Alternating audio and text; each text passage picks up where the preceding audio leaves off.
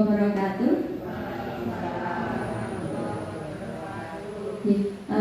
Terima kasih pada Bapak Ibu yang sudah berkenan meluangkan waktunya untuk pengimbasan di penugasan modul 1.4 temanya budaya positif. Jadi alhamdulillah satu modul sudah terselesaikan. Ini tugas akhir di modul 1. Nah, di modul 1 itu kami ada 4 subtema Bapak Ibu, dan setiap subtema itu kami harus membuat aksi nyata. Nah, aksi nyata di modul 1.4 ini kami diminta untuk melakukan diseminasi atau pengimbasan ke lingkungan sekolah masing-masing dengan rekan sejawat dan juga dengan lingkungan sekolah dengan para siswa. Nah, untuk aksi nyata di tema modul 1.4 ini di budaya positif, saya mengambil tema tentang keyakinan kelas untuk membangun budaya positif di sekolah. Ya. Terima kasih, selamat datang pada Bapak Ibu Guru Hebat SMA Negeri 1 Bayan. Nah, mohon kerjasamanya, mari kita belajar bersama untuk berkolaborasi untuk saling mendukung demi mewujudkan disiplin positif di sekolah kita tercinta.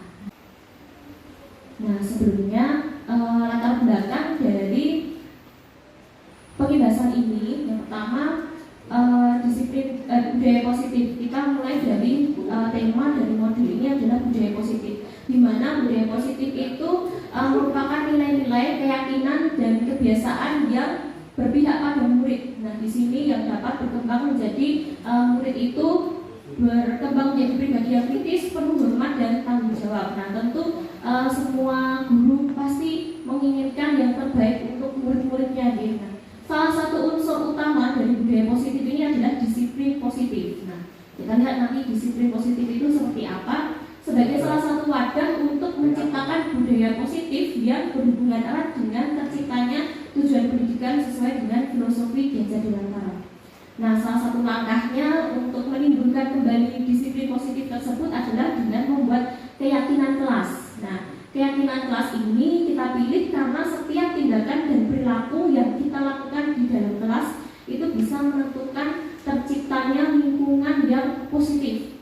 Nah, perilaku warga kelas tersebut menjadi sebuah kebiasaan yang akhirnya membentuk sebuah budaya positif. Nah, untuk itu kita perlu menciptakan atau membuat kesepakatan berupa nilai-nilai yang kita yakini bersama, kita bentuk bersama, dan kita laksanakan bersama. Jadi kita punya komitmen, kita punya konsekuensi dari keyakinan-keyakinan yang sudah kita sepakati.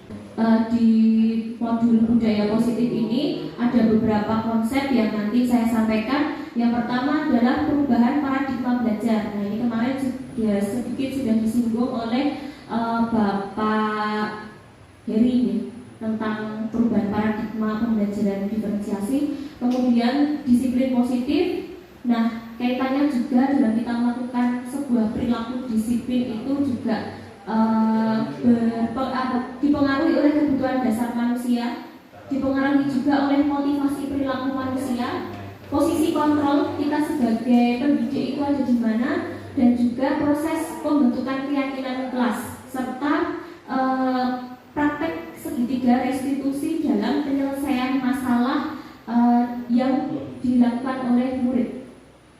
Nah, kita mulai dari yang pertama. Nah, di sini pembelajaran dengan paradigma baru. Nah, seperti kemarin yang sudah disampaikan oleh Bapak Heri tentang pembelajaran dengan paradigma baru itu dirancang berdasarkan prinsip pembelajaran yang terdiferensiasi sehingga siswa itu belajar sesuai dengan kebutuhan dari tahap perkembangannya. Nah, untuk apa? Untuk mewujudkan profil pelajar Pancasila. Nah, kita lihat bahwa untuk kita menciptakan pembelajaran diferensiasi ini juga kita perlu memetakan kebutuhan anak, memetakan sesuai dengan karakter anak gitu.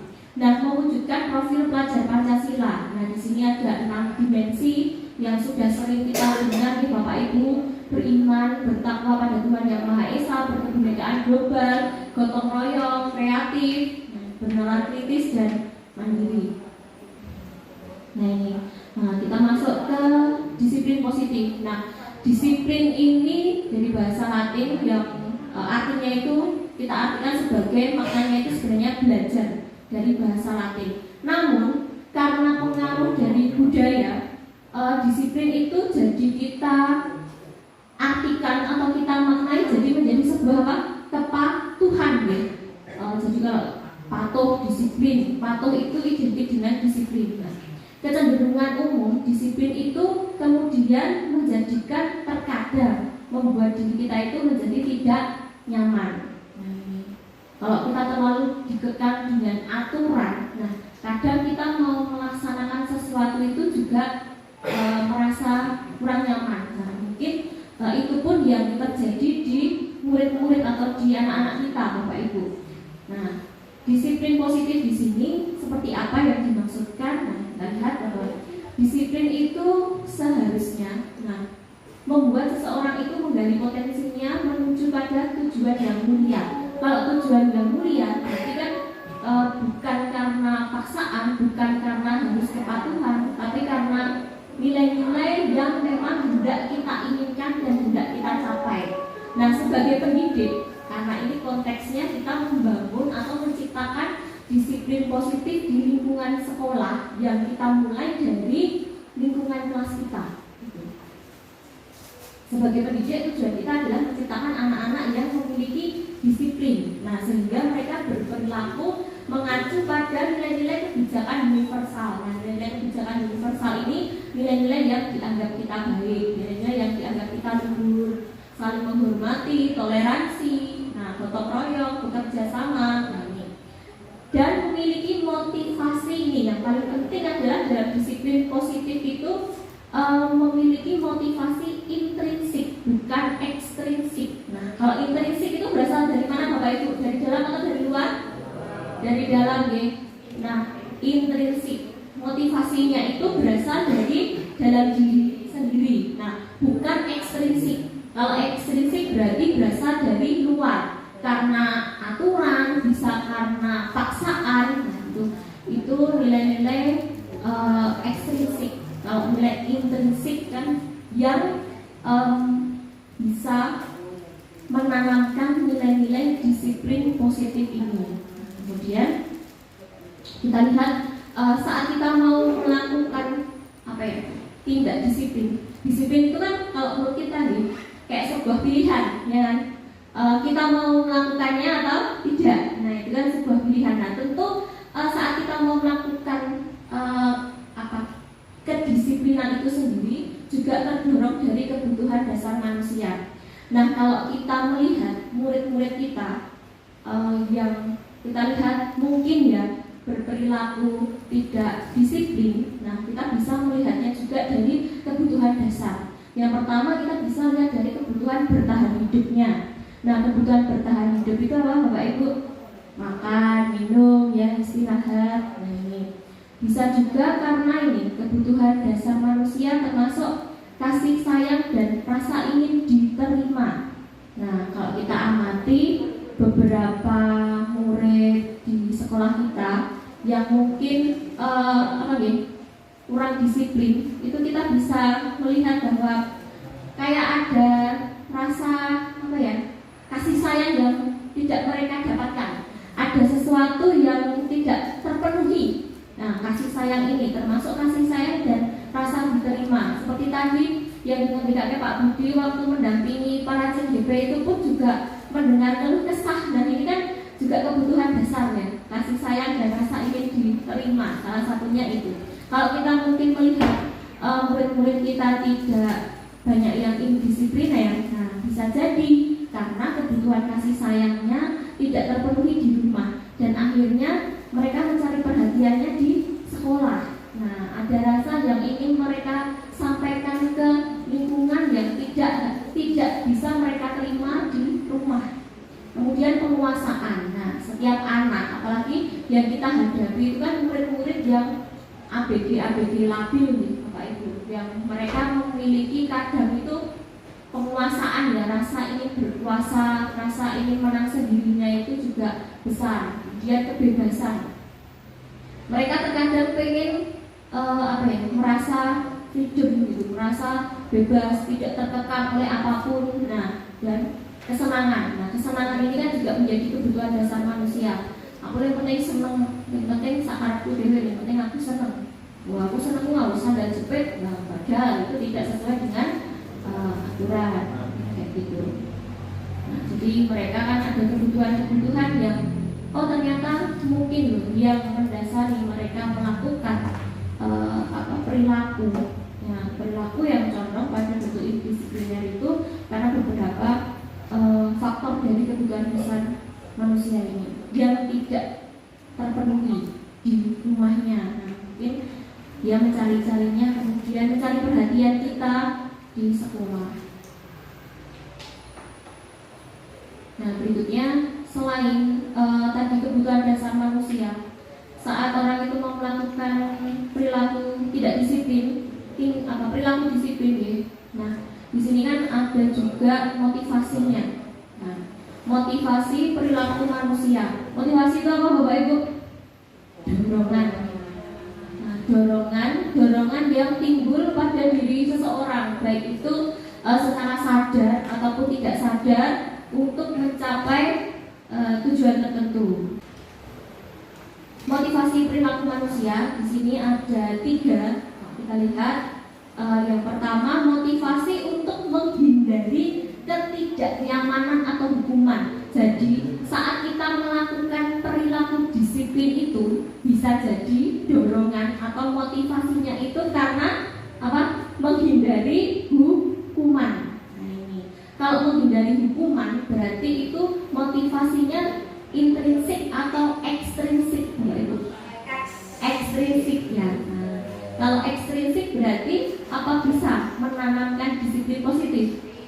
Tidak. Nah, biasanya orang-orang yang motivasi perilakunya untuk menghindari hukuman atau ketidaknyamanan, dia berperilaku disiplin karena menghindari daripada nanti dihukum biasa manut baik, terpaksa.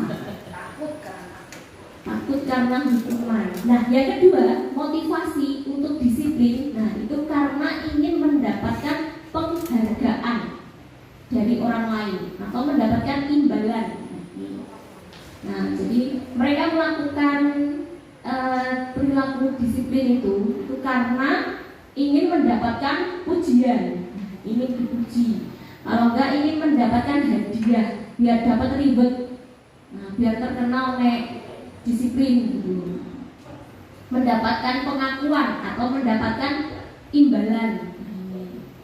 Jadi kalau imbalan, hukuman, hadiah, imbalan, pujian, hadiah itu kita lihat dari motivasinya intrinsik atau ekstrinsik. Imbalan ekstrinsik ya, nah, mendapatkan imbalan atau penghargaan. Jadi kalau kita melakukan perilaku disiplin, nah, berdasarkan ini motivasinya mendapatkan penghargaan. Nah, cuma karena pengen dapat reward, dapat pujian. Nah, ini kan juga motivasi ekstrinsik. Dan motivasi itu kalau berasal dari luar ekstrinsik, apa bisa bertahan lama, Bapak Ibu? Tidak. Nah, saya melihat yang motivasi perilaku manusia yang ketiga, menjadi orang yang mereka inginkan dan menghargai diri sendiri dengan nilai-nilai yang mereka percaya. Nah, di sini motivasi perilakunya, mereka melakukan sesuatu itu karena ada nilai-nilai yang mereka yakini dan mereka hargai. Jadi mereka menghargai dirinya sendiri untuk melakukan hal itu.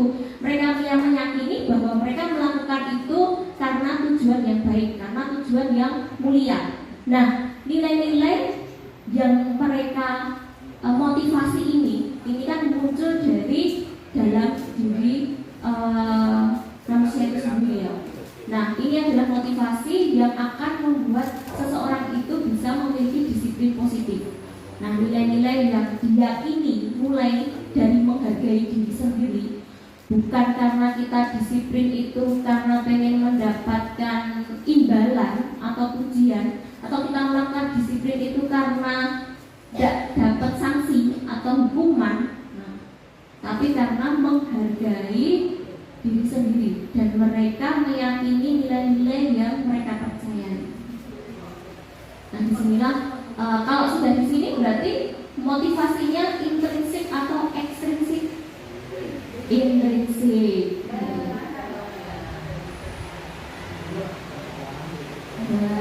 Dan yes, tambah siap dulu ya Bapak Ibu. Oke, kita lanjutkan ke konsep disiplin. Nah, ternyata konsep disiplin mungkin kita juga sering mempraktekkan dalam kehidupan kita di lingkungan sekolah nih Bapak Ibu. Nah, kita lihat di sini konsep disiplin dengan identitas yang gagal. Karena di sini kita lihat menekankan pada hukuman dan penghargaan. Kita tahu tadi motivasi, nah berawal dari motivasi perilaku manusia yang berasal dari ekstrinsik tadi, karena ketakutan, karena hukuman, atau karena ingin mendapatkan sesuatu. Nah ini membangun konsep disiplin dengan identitas yang gagal. Karena apa? Disiplin ini tuh hanya bersifat sementara atau hanya jangkanya pendek. Karena apa? Mereka melakukan perilaku disiplin itu hanya karena hukuman. Nah, sementara hukuman itu memiliki ciri atau memiliki sifat yang kalau dihukum itu kan pasti menyakitkan ya Bapak Ibu. Nah, kalau anak-anak yang kita hukum itu kan berarti sakit ya. Nah, pasti merasa sakit dan tidak nyaman. Nah, bisa jadi hukuman itu juga membuat murid itu jadi takut. Nah, kemudian hukuman ini juga dapat berakibat bahwa murid itu menyembunyikan kesalahannya. Bisa jadi dengan adanya hukuman justru tidak mengajarkan nilai kejujuran, tapi malah menutupi kesalahan demi kesalahan. Nah, kemudian hukuman pun ini bisa membuat murid itu membenci aturan. Jadi kita lihat itu dari kita lihat konsep identitas, konsep disiplin dari pendekatan itu hukuman. Dan kemudian dari penghargaan, apakah setiap kita memberikan reward atau hadiah terhadap siswa yang berperilaku disiplin ini juga akan berdampak panjang? Berdampak panjang nggak Bapak Ibu? Nah, bisa jadi kan, oh ya, di elek-elek pasti, tapi apakah itu nanti bisa menimbulkan keadilan? Jadi saat mungkin yang melakukan hal baik atau yang mendapatkan nilai yang baik kita beri hadiah, nah kayak gitu kan kadang merasa bahwa oh dia itu jadi istimewa. Belum tentu nanti teman-temannya juga menerima, oh yang dapat hadiah cuman itu saja.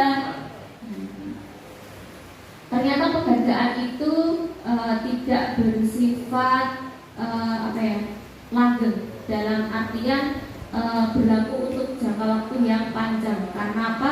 Penghargaan itu membuat anak jadi malas, dapat merusak hubungan atau sifat iri, karena yang dapat imbalan mungkin hanya anak-anak itu saja, karena yang patuh ya anak-anak itu saja, sehingga anak-anak yang lain ngopo aku yo paling aku yo ora masuk, paling aku yo ora dikasih hadiah gitu. Mesti saya mulai hadiah yo itu wae, yang dapat nilai bagus ya itu. Terus merusak hubungan ya, menimbulkan sifat iri antara murid yang satu dengan murid yang lain, kemudian mematikan kreativitas. Jadi aku kadang kayak gini aja udah dapat hadiah, melakukan hal yang lebih. Kemudian ini menghukum dengan sistem ranking. Nah, kalau kita lihat sistem ranking itu pun juga salah satu bentuk dari penghargaan, gitu. Nah, ranking kalau dia merasa di posisi atas, terus teman-temannya ada di posisi bawah, nah itu kan kayak sebuah mematikan kreativitas, gitu. Menghukum dengan sistem ranking berdampak mungkin karena ranking itu kan jadi menyebabkan di psikologis anak jadi tidak percaya diri, jadi kurang untuk mengeksplor dirinya. Ini jadi sebuah hukuman. merampas hak untuk menghargai dirinya. Nah, kenapa konsep disiplin dengan hukuman dan penghargaan ini menjadikan konsep disiplin yang membangun identitas yang gagal? Karena disiplin ya di awal dengan adanya sanksi awalnya mungkin tertib, dengan adanya kita memberikan reward anak-anak awalnya semangat, tapi itu tidak bertahan lama karena mereka melakukan perilaku disiplin itu bukan yang berasal dari dalam diri, bukan karena kesadaran, bukan karena nilai-nilai yang terinternal dalam diri murid tersebut. Kemudian ini, nah bagaimana dengan konsep disiplin dengan identitas sukses? Nah, konsep disiplin dengan identitas sukses itu dengan pendekatan konsekuensi dan restitusi. Kita lihat konsekuensi. Nah, konsekuensi itu apa Bapak Ibu? Keren. Konsekuen. Oh ya, akibat dari apa yang kita lakukan ya. Buah dari perilaku kita sendiri ya. Mungkin lebih mendekatkannya pada itu ya. Jadi kayak ada stimulus dan respon. Nah, kita melakukan itu kita dapatkan apa gitu. Nah, konsekuensi ini tuh sebenarnya juga sudah dalam bentuk yang istilahnya bisa sukses. Namun ini pun juga masih dalam jangka waktu yang pendek dan perlu monitoring berkelanjutan. Jadi misalnya gini, kalau kita lihat misalnya anak melakukan kesalahan yang menumpahkan air saat praktek, kemudian kamu menumpahkan air ya berarti membersihkan. Nah, konsekuensi dia menumpahkan air, kemudian konsekuensinya dia membersihkan. Nah, dengan konsekuensi itu di waktu pertama saat kejadian itu anak masih bisa bertahan dengan perilaku disiplinnya. Tapi kita perlu lihat lagi dengan konsekuensi itu apakah besok saat dia melakukan kesalahan lagi dia akan bertanggung jawab dengan kesalahan. Nah, ini perlu monitoring berkelanjutan. Kemudian stimulus respon. Jadi apa yang mereka lakukan, nah itu ada akibat dari perbuatannya. Murid menghormati peraturan. Nah, di sini setidaknya dalam konsekuensi murid itu menghormati peraturan. Jadi dia menyadari bahwa dia melanggar aturan, dia membuat kesalahan, memperbaikinya pada saat itu juga.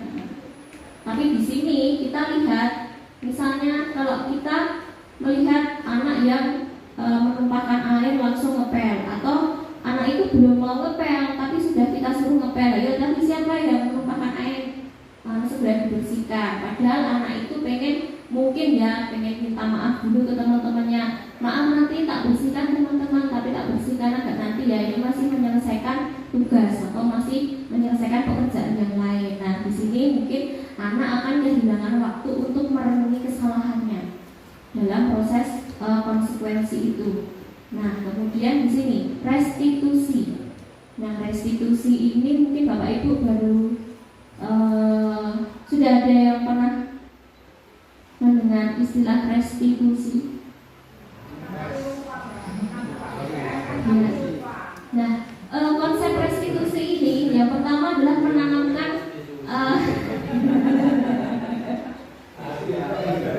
restitusi Pak. Restitusi tidak apa-apa. Nah, ini dalam restitusi ini ada nilai-nilai ya atau konsep yang ditanamkan ya. Di sini ada bertanggung jawab atas perilakunya. Jadi dalam proses restitusi itu murid akan melakukan dia bertanggung jawab atas perilaku yang sudah dilakukan. Walaupun di konsekuensi iya ya, tapi di sini kita lihat bahwa fokus dalam restitusi ini tuh fokus pada pemecahan masalah dalam jangka waktu yang panjang. Kita tidak langsung membuat anak itu bertanggung jawab langsung menyelesaikan semua kesalahannya saat itu juga tidak. Tapi di sini kita juga memberi kesempatan kepada murid untuk menghormati dirinya sendiri, memberi kesempatan pada dirinya, memberi kesempatan pada orang lain. Nah, di sini juga dalam restitusi di sini yang berlaku adalah teori kontrol. Artinya setiap individu itu memiliki kontrol atas dirinya sendiri. Jadi orang lain itu tidak bisa mengendalikan dirinya. Murid bersemangat untuk memperbaiki kesalahan. Nah, tujuannya dari restitusi ini tuh murid sadar dia melakukan kesalahan, dia meyakini melanggar beberapa nilai-nilai keyakinan. Nah, dia bertanggung jawab atas perilakunya dan bersemangat. Yang paling penting bersemangat memperbaiki kesalahan, bukan karena memperbaiki kesalahan karena paksaan atau karena nanti dia dapat ujian saat memperbaiki kesalahan itu, tapi dia bersemangat untuk memang dari nilai dalam dirinya untuk memperbaiki kesalahan. Nah, kemudian di sini tadi kita sudah bicara tentang restitusi. Nah, di sinilah restitusi ini merupakan konsep disiplin ya. Jadi sebuah cara menanamkan disiplin positif pada murid. Nah, restitusi ini sendiri sebenarnya adalah proses menciptakan kondisi bagi murid untuk memperbaiki kesalahan mereka, sehingga mereka bisa kembali pada kelompok mereka dengan karakter yang lebih kuat.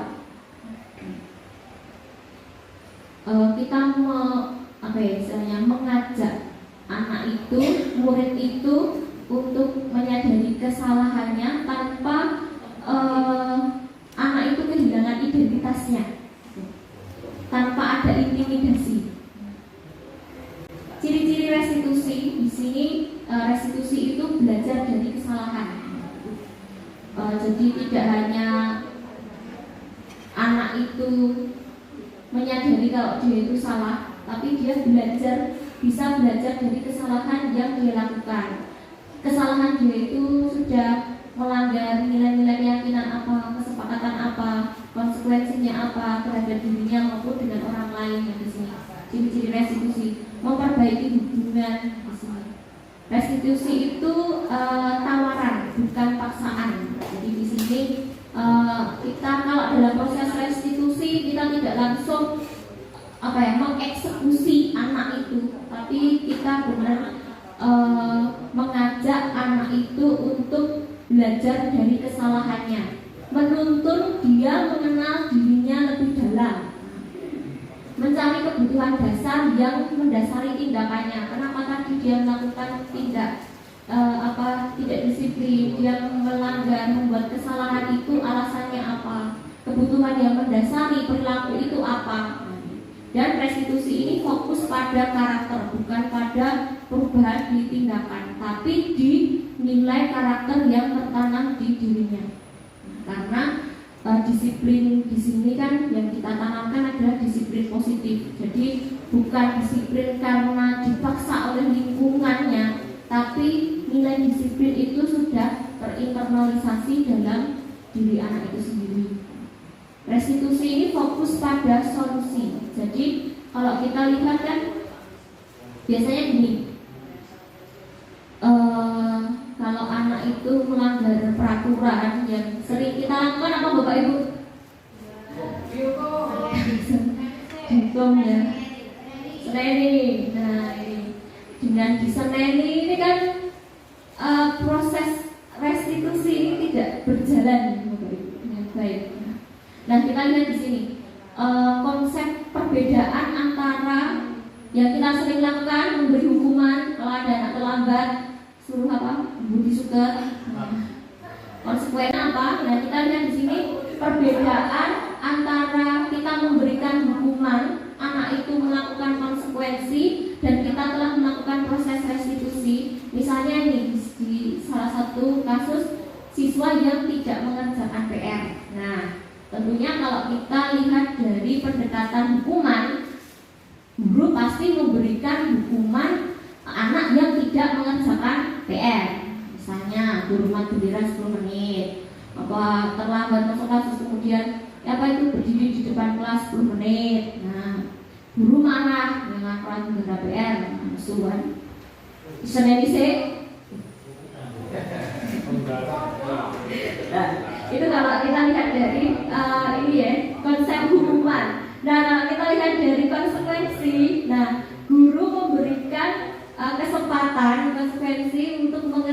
mengerjakan PR itu di waktu istirahat.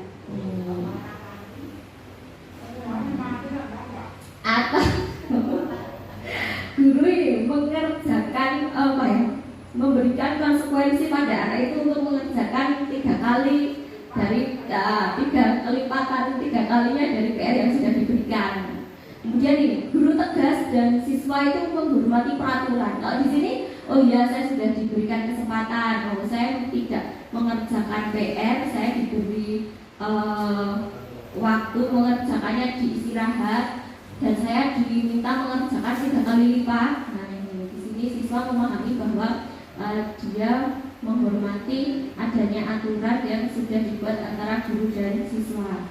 Nah kalau dalam konsep restitusi, nah guru menanyakan keyakinan kelasnya. Nah dalam proses restitusi itu ada nilai-nilai yang sudah disepakati, sudah mereka bentuk, namun mereka melanggarnya.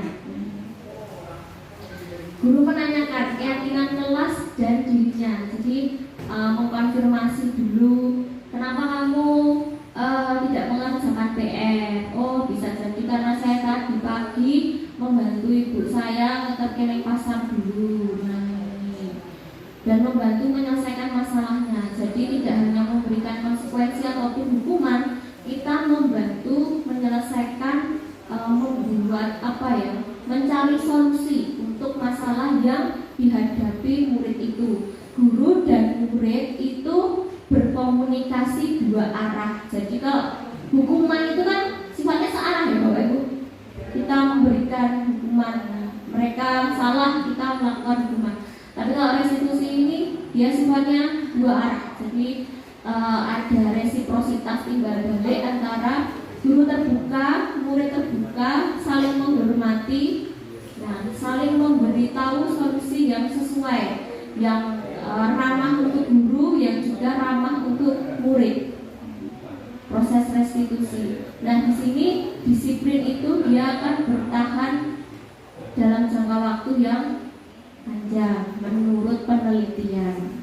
Karena apa? Di sini kita kan tidak istilahnya langsung ngejudge anak. Nah, kalau ngejudge itu kan langsung kayak kita mematikan identitasnya anak gitu.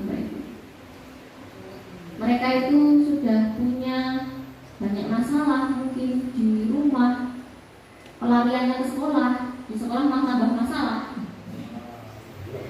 Nah ini perlu kebutuhan dasar yang mungkin kita sendiri juga belum mengenal masing-masing siswa kita. Jadi ada mungkin ya ada kebutuhan pasti itu Bapak Ibu. Anak-anak yang bermasalah itu pasti ada kebutuhan yang tidak terpenuhi, yang berdasarkan pengalaman mungkin Bapak Ibu jadi wali kelas juga gitu. Jadi ya kalau fisik itu akan terlihat sekali gimana komunikasi dalam keluarga, komunikasi anak dengan orang tua. Oke, kita ke 5 posisi kontrol.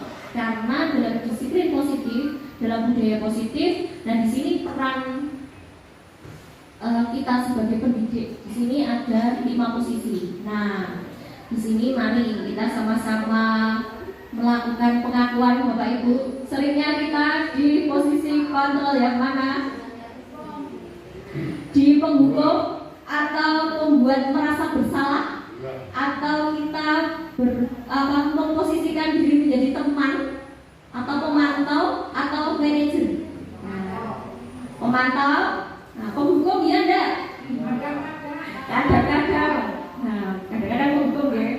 Nah, 5 posisi kontrol restitusi ini yang pertama penghukum. Nah di sini biasanya mengatakan bahwa senantiasa mengatakan bahwa sekolah itu memerlukan sistem atau alat yang lebih menekan siswa itu, menganggap bahwa hukuman itu nanti akan menjadikan siswa lebih disiplin. Nah itu kalau posisi sebagai penghukum. Nah kalau posisi sebagai pembuat merasa bersalah, nah ini pernah nggak Bapak Ibu itu kayak memainkan emosinya anak gitu loh. Jadi dibong-bong gesek dengan suara lembut, nah membuat bahwa anak itu bersalah. Kamu itu sudah membuat bu guru itu kecewa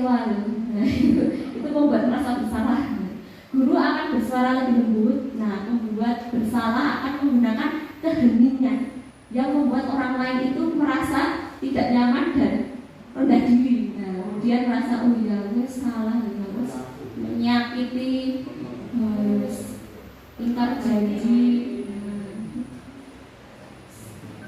mengkhianati janjiku sama Bu Pias. Nah, kalau posisi sebagai teman, nah guru pada posisi ini tidak akan menyakiti murid, namun akan tetap berupaya mengontrol murid melalui persuasi. Nah, namun di sini dia menggunakan hubungan baik dan humor untuk mempengaruhi seseorang.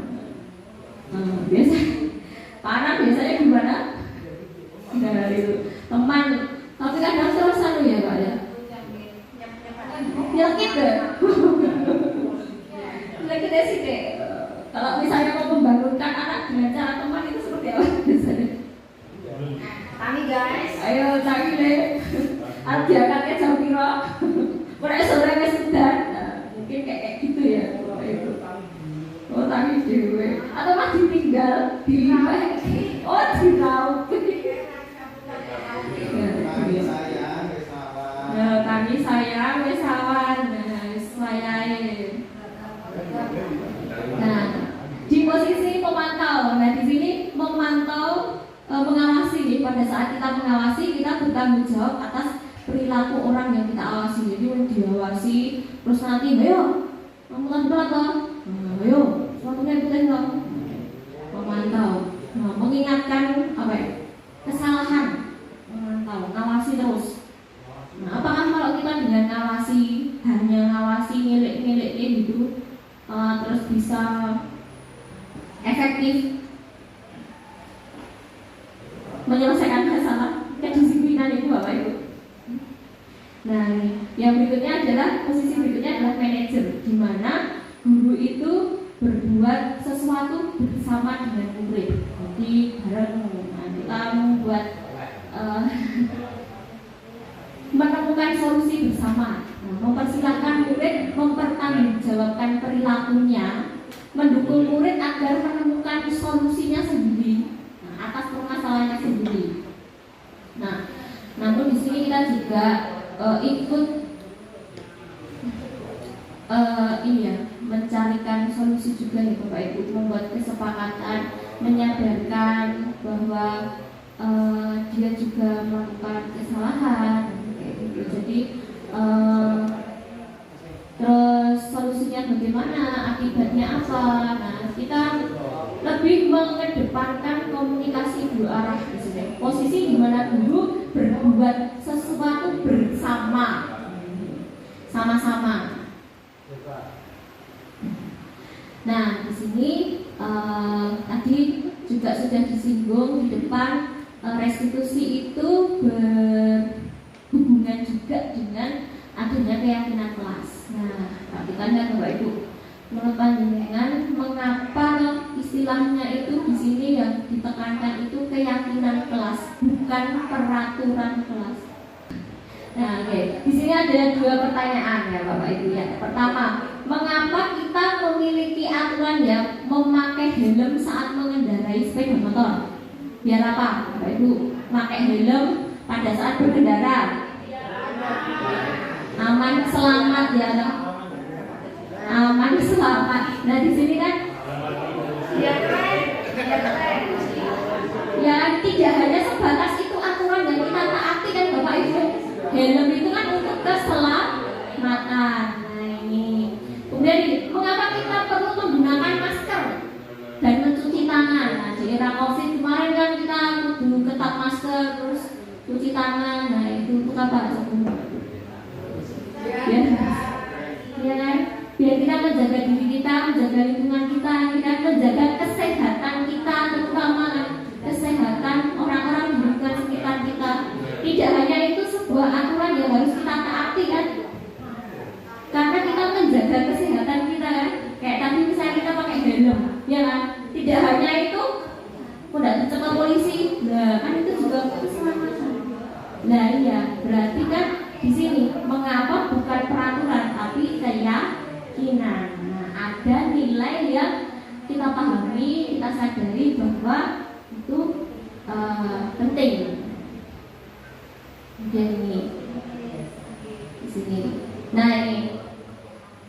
Bapak Ibu. Kalau di dua gambar ini, nah dua tulisan yang berdampingan, mana yang dikatakan atau yang merupakan keyakinan kelas? Sama-sama tulisannya kesepakatan kelas ya Bapak Ibu. Ini ada dua, yang kanan atau yang kiri Pak? Yang merupakan keyakinan kelas. Saling menyayangi, semangat belajar. Nah, ini. Kami murid yang peduli dengan teman-teman. Nah, kita lihat perbedaan kalimatnya ya di sini. Datang tepat waktu mengucapkan salam, menjaga kebersihan sekolah, berdoa sebelum dan sesudah kegiatan, aktif dalam pembelajaran, tertib. Nah, gimana nih? Yang menjadi nilai keyakinan kelas ya? Iya. Ya, karena kita tahunya kan biasanya hanya aturan ya, aturan yang kita taati ya kan. Kalau keyakinan itu lebih sederhana, tapi maknanya lebih dalam. Ya, saling menyayangi. Kalimatnya kan lebih positif gitu. Kita lihat kalimatnya lebih sederhana, lebih positif, nah lebih mengena gitu. Bukan sebuah kayak apa ya? Kayak kalimat apa ya? Biasanya kayak kalimat perintah ya kan, kalau aturan itu kan kayak kalimat perintah gitu. Nah, kalau ini kan kita lihat ada dua hal yang berbeda. Nah, di sini Bapak Ibu nanti saya minta kerjasamanya dengan Bapak Ibu, terutama wali kelas ya, untuk menerapkan keyakinan kelas. Nah, di sini kita ajak untuk wali kelas, mungkin karena juga masih di minggu pertama, kalau nanti wali kelas masuk ke kelas perwaliannya, bisa mensosialisasikan konsep keyakinan kelas ini kepada murid. Nah, dengan bagaimana nanti langkah-langkahnya, kita dengan murid itu bercurah pendapat Bapak Ibu. Jadi kita membuat kesepakatan, enggak kesepakatan sih, kita menuliskan kelas impian. Jadi bukan sebuah aturan, tapi apa ya? Kelas ini tuh mau dibuat bagaimana gitu. Apa yang mereka inginkan, anak-anak murid inginkan itu terhadap kelas ini biar nyaman. Nyaman, muridnya nyaman, guru yang ada di kelas, guru yang masuk kelas itu juga nyaman. Nah, nanti Bapak Ibu wali kelas bisa mengajak bercurah pendapat ya. Medianya nanti menggunakan kertas lebar itu, kertas karton atau kertas busa. Ini bendaharanya tidak ada ya Bapak Ibu ya. Ya nanti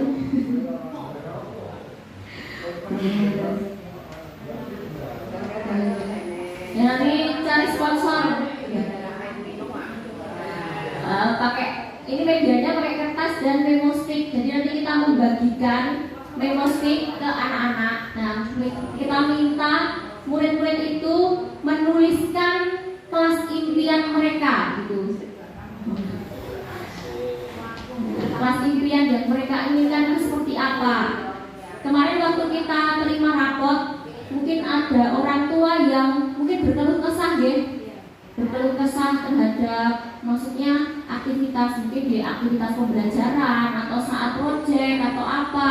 Ada beberapa orang tua itu yang mengeluhkan kalau urunan waktu proyek itu ya hanya itu aja gitu, yang lainnya nggak mau urunan, segala proyek yang itu aja. Nah, kadang ada keluhan kayak gitu. Nah, ini kita selesaikan secara adat. Nah, kita selesaikan di kelas ya Bapak Ibu.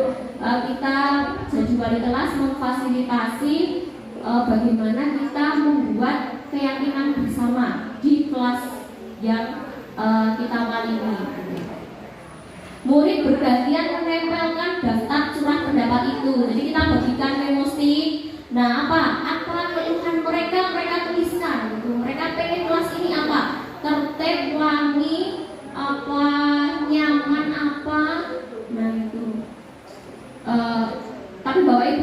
juga bisa maksudnya menyampaikan unek-unek. Oh, mungkin Bapak Ibu wali kelas juga menyampaikan kelas ini pendapat dari Bapak Ibu guru seperti ini. Nah, itu kan sama-sama kita tuliskan. Nah, murid pun juga menuliskan kelas impian mereka, kemudian menempelkannya di papan tulis.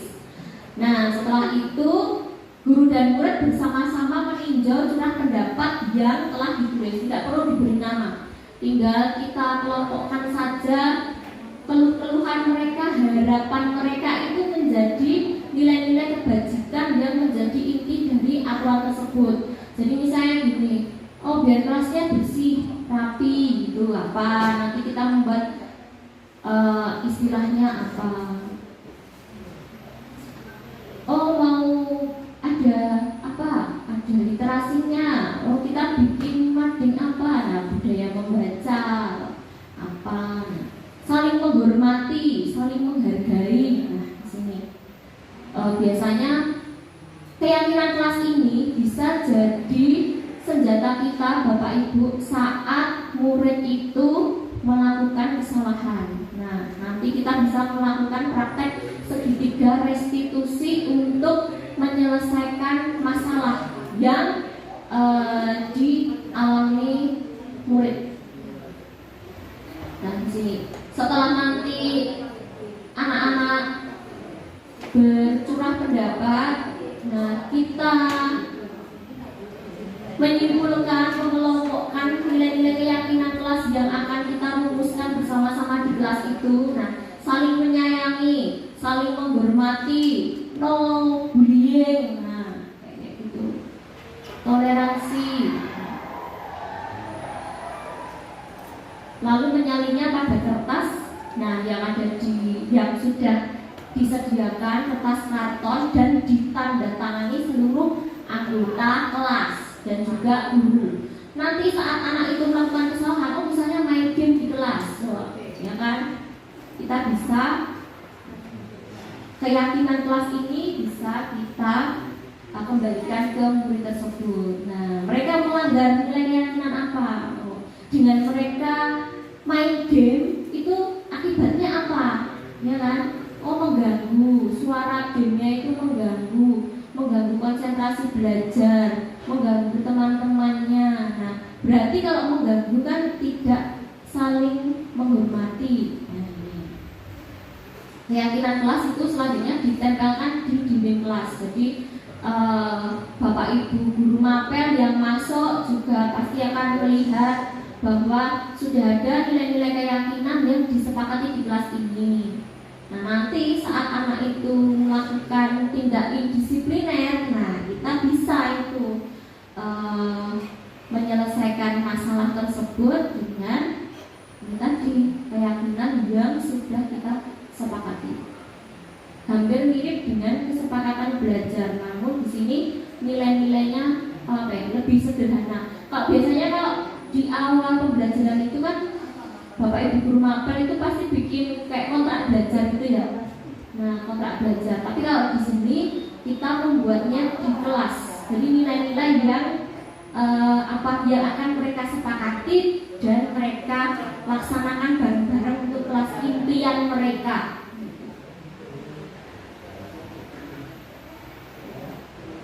Nah, berikutnya adalah segitiga restitusi. Di sini.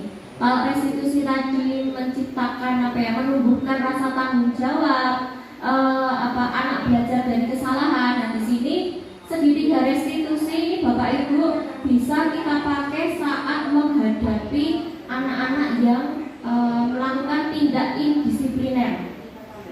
Nah, segitiga restitusi ini proses menciptakan kondisi bagi murid untuk memperbaiki kesalahan mereka sehingga mereka bisa kembali pada kelompok mereka dengan karakter yang lebih kuat. Di sini ada 3 langkah dalam segitiga restitusi. Yang pertama, menstabilkan identitas. Yang kedua, validasi tindakan yang salah. Yang ketiga, menanyakan keyakinan. Kita mulai dari yang pertama, menstabilkan identitas di sini. Nah, saat kita menghadapi anak yang sedang melakukan tidak indisipliner, kita bisa manggil anak itu. Kita ngajak ngobrol gitu. Yang pertama kita lakukan adalah menstabilkan identitas. Ngajak ngobrol tanpa mengintimidasi, tanpa ngejudge anak itu. Jadi kita membuat meyakinkan bahwa anak itu sebenarnya melakukan kesalahan itu juga tidak sendirian. Setiap orang itu juga pernah melakukan kesalahan. Jadi kita menguatkan, menstabilkan identitasnya anak itu biar tidak down dulu Bapak Ibu. Kamu bukan satu-satunya orang yang melakukan kesalahan. Setiap orang pernah melakukan kesalahan. Teman-teman kamu pun juga pernah melakukan kesalahan. Itu langkah pertama saat kita melakukan segitiga restitusi. Yang kedua, nah di sini tidak lupa juga validasi tindakan yang salah. Meskipun kita menstabilkan identitas anak, nah kita juga melakukan validasi tindakan yang salah. Nah, seperti apa tuh validasinya? Kamu tentu punya alasan mengapa melakukan itu. Nah, anak itu kan kalau melakukan kesalahan perlu kita tanyai apa alasannya, tujuannya apa, tahu nggak dampaknya bagaimana. Nah, adakah cara yang efektif untuk mendapatkan apa yang kamu butuhkan tanpa melukai orang lain, tanpa merugikan orang lain. Nah, kayak gitu. Ini yang validasi tindakan yang salah. Yang ketiga, menanyakan keyakinan kelas. Nah, menanyakan keyakinan kelas ini tuh kita menanyakan ke anak itu kesalahan yang mereka lakukan apa, kesalahan yang sedang mereka lakukan itu melanggar keyakinan kelas apa. Oh ya, tidak menghargai, tidak jujur. Kamu ingin menjadi orang yang seperti apa? Nah, di sini. Jadi yang pertama, menstabilkan identitas biar anak itu tidak kehilangan identitasnya. Biar anak itu juga tidak mengalami rasa ketakutan karena dia berbuat salah. Nah, kita menstabilkan identitasnya dulu. Setelah itu menstabilkan identitas, nah validasi tindakan yang salah. Nah, kita menyadarkan bahwa apa yang mereka lakukan itu salah dan ada cara yang lebih efektif, lebih baik selain itu. Nah, itu kita komunikasikan ke anak. Kemudian menanyakan nilai keyakinan kelas yang sudah mereka langgar itu apa. Nah, untuk memperbaikinya mereka harus bagaimana. Kemarin yang praktek segitiga restitusi, kemarin di sini saya ngambil 2 kasus. Yang pertama karena kemarin diminta untuk 2 kasus. Nah, kita diminta untuk membuat skenario mempraktekkan segitiga restitusi terhadap kasus yang kita alami di kelas. Kasus yang pertama, ada anak yang bermain game saat pembelajaran. Kasus yang kedua, ada anak yang tidak mau berdiskusi saat teman-temannya itu melakukan diskusi. Kasus yang pertama, Rio bermain game di kelas.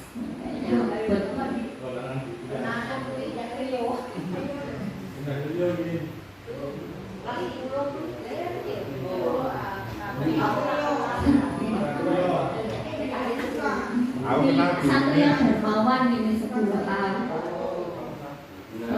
ini kayaknya agak berat ini Bapak Ibu videonya. Jadi di sini saya mengajak Rio untuk ngobrol. Nah, di sini saya menanyakan kejadiannya saat dia bermain game di kelas. Nah, saya ngajak ngobrol dengan tidak mengintimidasi. Nah, yang pertama itu jangan membuat takut dan mengintimidasi anak. Itu fungsinya menstabilkan identitas. Jadi anak itu kita buat belajar dari kesalahannya, mencari solusi dari kesalahannya, dan kemudian penguatan karakternya, dia menyadari besok harus berbuat apa.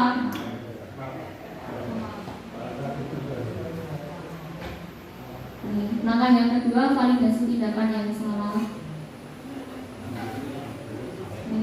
Agak berat kalau di kantor. Kurang lebih seperti itu Bapak Ibu. Kemudian ini, setelah kita memvalidasi tindakannya salah, Nah, kita menanyakan keyakinan tadi, keyakinan nilai-nilai keyakinan yang sudah mereka langgar, yang sudah disepakati di kelas itu apa. Nah, kita menyadarkan itu, mereka belajar dari kesalahan itu, dan nah nanti gimana? Oh ya, saya salah, saya minta maaf, saya telah melanggar, saya berjanji tidak akan mengulangi lagi. Mereka minta maaf terhadap teman-temannya di kelas karena mereka melanggar keyakinan yang sudah dibuat karena kesepakatan kelas.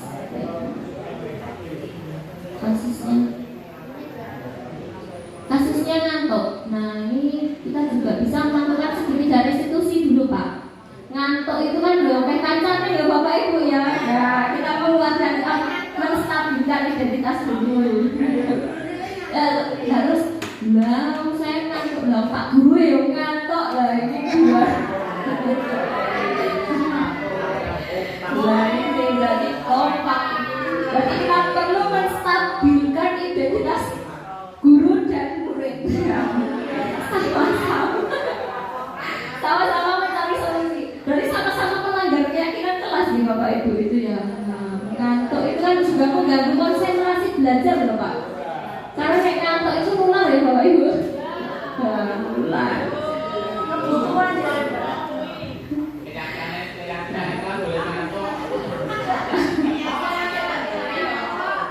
Keyakinan kelasnya ngantuk.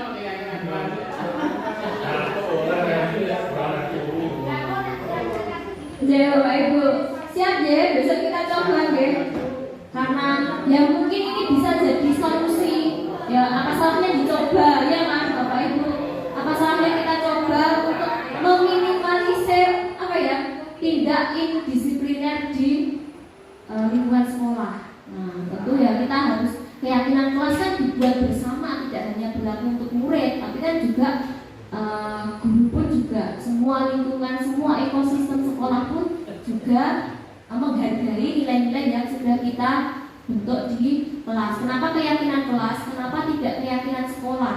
Karena kalau kita lihat kan karakter tiap kelas kan beda-beda. Nanti kalau sekolah kan nanti lebih general, jadi tidak terdiferensiasi lagi. Karena kan keyakinan kelas disesuaikan dengan karakter kelasnya masing-masing. Kelas impiannya anak IPA dan anak IPS pasti beda. Anak 10A, B, C, D, E, F, nah mereka punya impian kelasnya sendiri-sendiri. Jadi membuatnya nilai-nilai kesepakatan untuk nilai-nilai keyakinan kelas, bukan keyakinan sekolah. Begitu Bapak Ibu yang bisa saya sampaikan. Jadi kenapa?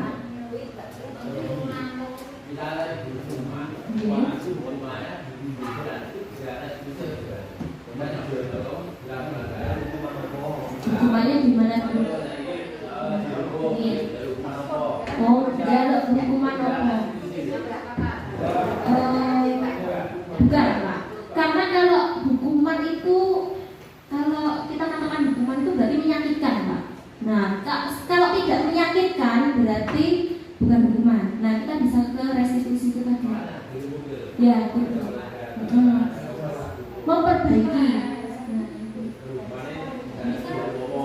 Nah, bisa. Kalau itu tidak menyakiti, ya itu bukan sebuah hukuman. Tapi kalau yang bersangkutan itu tersakiti, nah itu hukuman. Boleh Pak Wisnu nggak pernah menyakiti. Tersakiti berkali-kali. Wah, 12 tahun bersama ya, kenal loh. Nah ini kita kembali ke sini ya. Mungkin tadi apa? Hukuman ya Pak ya. Oh ngantuk.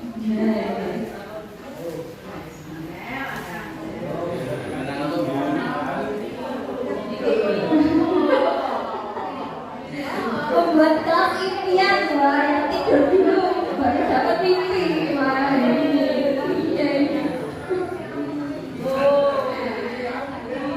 Ada yang perlu kita diskusikan Bapak Ibu? Tidak. Impiannya tidur guys. Impian sampai tidur. Nah ini ya Pak, kalau hukuman itu menyakitkan, tidak nyaman. Tapi kalau konsekuensinya tadi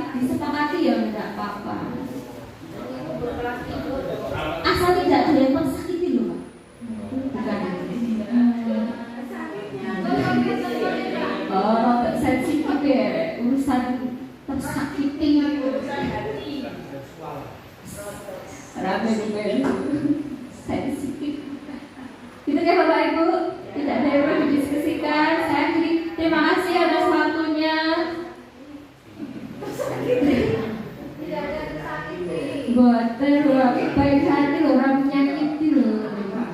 Ikhlas. Mbak disakiti loh. Mbak disenengke wae disakiti. Diseneng-senengke. Lah jenengan yang seneng gawean lah jenengan ngono lek kula yo ora seneng kepaksa.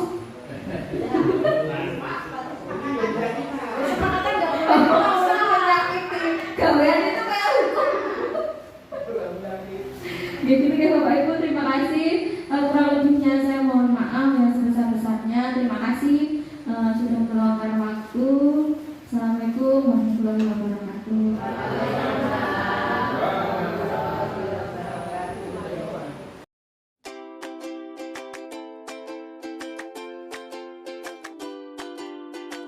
Nanti saya bagikan stiker note ini. Silahkan kalian tuliskan yang menjadi harapan kalian.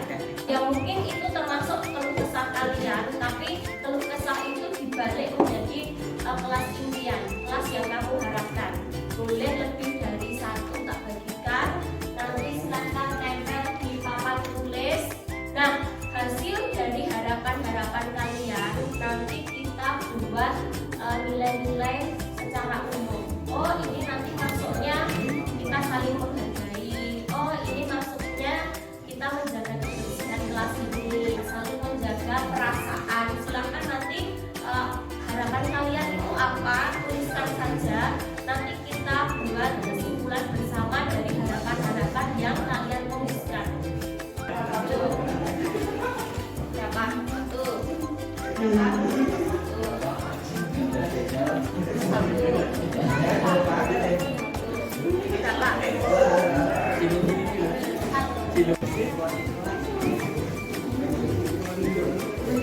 Mas Reza.